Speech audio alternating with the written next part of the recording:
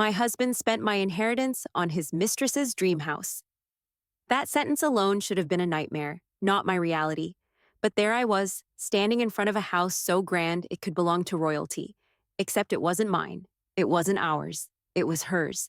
My father's hard-earned fortune, the money he left me to secure my future, had built this palace for another woman. While I clipped coupons and stretched every dollar, she lounged by the pool, sipping champagne, living a life that was supposed to be mine. But the way I found out, that was the real cruelty. He didn't hide it. He wanted me to see. And when I did, my whole world shattered. But what I did next? No one saw that coming. I never imagined my life would turn into something out of a cruel soap opera. I was the woman who always believed in love, in trust, in building a future together. When I married David, I thought I had found my forever. He was charming, ambitious, and knew how to make me feel safe. My father adored him, always saying, "He'll take care of you when I'm gone." Those words haunt me now. Growing up, my father worked tirelessly to give me a comfortable life. He wasn't just rich, he was wise, disciplined, and determined to make sure I never had to struggle. When he passed, I was devastated, but at least I had his legacy to carry me forward. A substantial inheritance was left in my name, enough to secure my future, enough to build a beautiful life with David. At first, nothing seemed wrong. We talked about buying a home, making investments, planning trips. He was so involved, always suggesting ideas, always reassuring me that we were in this together. "Trust me," he'd say, kissing my forehead. And I did. But the cracks started small. Late nights at work became routine. His phone, once left on the table without a care, was now always in his pocket. He started dressing differently, more polished, more expensive. When I asked, he laughed it off. "Just trying to look the part," he'd say. Then came the money. At first, it was little things, missing amounts that didn't quite add up. I thought I was imagining it. Maybe I'd miscalculated, maybe I'd spent more than I remembered. I trusted David completely, so I never questioned him. Until one evening, when I overheard him on the phone. His voice was soft, affectionate, the way he used to talk to me. "Don't worry, baby. It's almost done. You're going to love it." My heart stopped. I confronted him that night, but he was quick. Too quick. "A surprise for us," he smiled, pulling me into his arms. "I'm working on something special. You'll see." His words were warm, but his eyes were cold. Still, I wanted to believe him. I wanted to hold on to the man I married, to trust that whatever was happening, it wasn't what my gut was screaming at me. But the signs kept coming. Business trips that didn't make sense, random expenses he couldn't explain, the way he'd flinch when I touched his phone. And then, one day, I saw it. A real estate email popped up on our shared laptop, finalizing paperwork for a luxury home. I clicked, expecting to see our names. But only his was there, and hers. Her name, signed beside his, claiming a house that should have been mine, a house paid for with my father's money. My hands shook as I scrolled through the documents, every penny, every transaction, every lie laid out in black and white. I felt sick. I wanted to scream, to throw something, to wake up from this nightmare, but I didn't. I sat there staring at the screen, knowing my life had just unraveled in front of me, and I hadn't even seen the worst of it yet. I sat there, staring at the screen, my world crumbling in slow motion. My father's money, my future, gone. Signed away for a home I had never stepped foot in, for a woman I had never met but who had stolen everything from me. I could have confronted him right away. I could have screamed, demanded answers, begged for an explanation. But something in me snapped. I wasn't going to give him the satisfaction of seeing me break. Instead, I stayed silent. I smiled, I kissed him goodnight, and then I waited. The next day, I took his car. He thought I was running errands, like the trusting wife I had always been. Instead, I drove straight to the address on the paperwork. When I arrived, I almost laughed at the cruelty of it all. The house was perfect, a towering mansion with polished stone walls, arched windows, and a sprawling lawn. My father's sweat and sacrifice had built this palace, not for me, but for her. And then I saw them. Through the grand floor-to-ceiling windows, they stood together. She was beautiful, younger than me, with the kind of effortless elegance money could buy. She leaned into him, laughing as he held her close, his hand resting on her waist the way it used to rest on mine. I should have walked away. I should have turned back, driven home, and figured out my next move. But I didn't.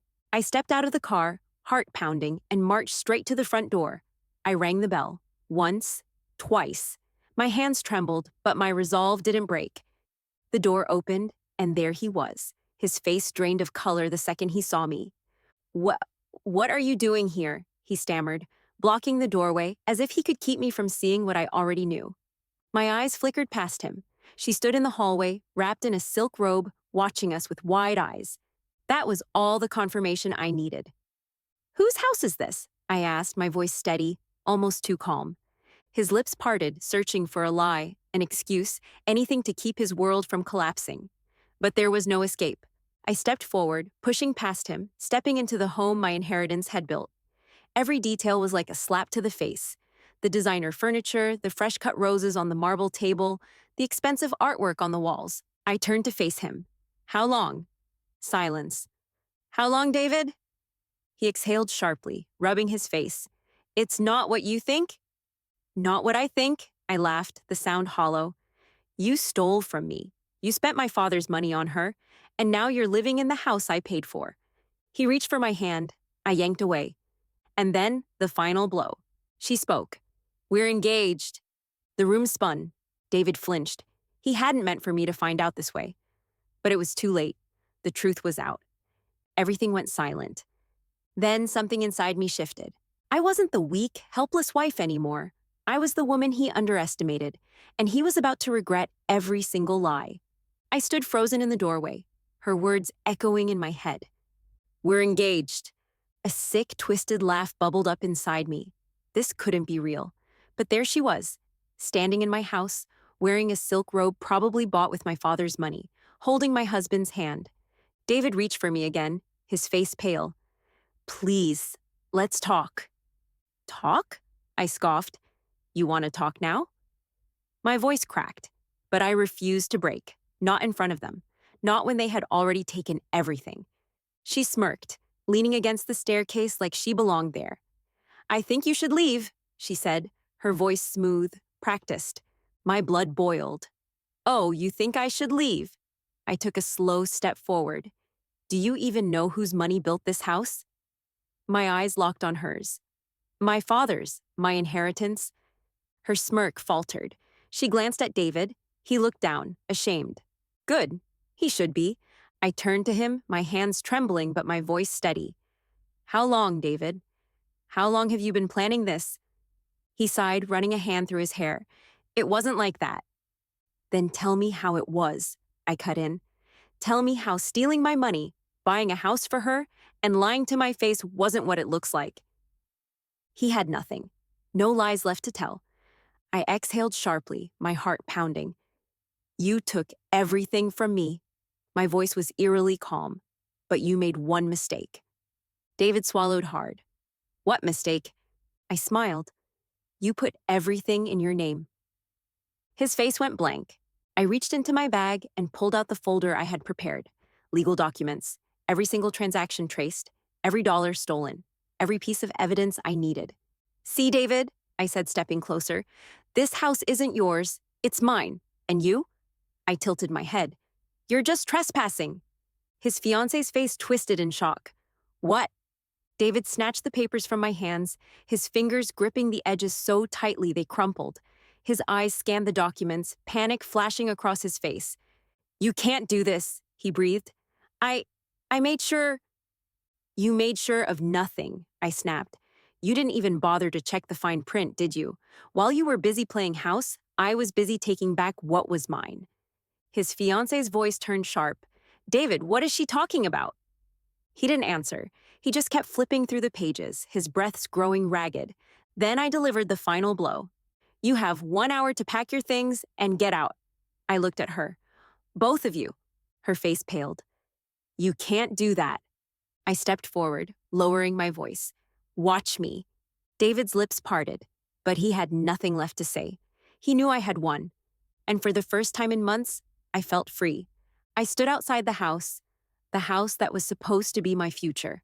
The sun was setting, casting a golden glow over the driveway as a moving truck pulled away. David was gone. She was gone. And yet the silence felt heavier than I expected. I had won. I had taken back what was mine.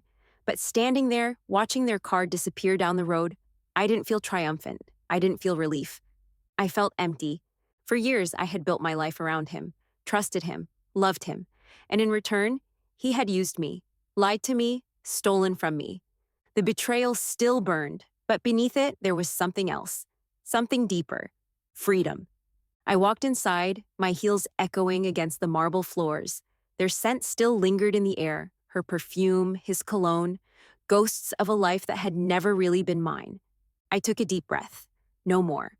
The next morning, I called my lawyer. "The house?" he asked. "What do you want to do with it?"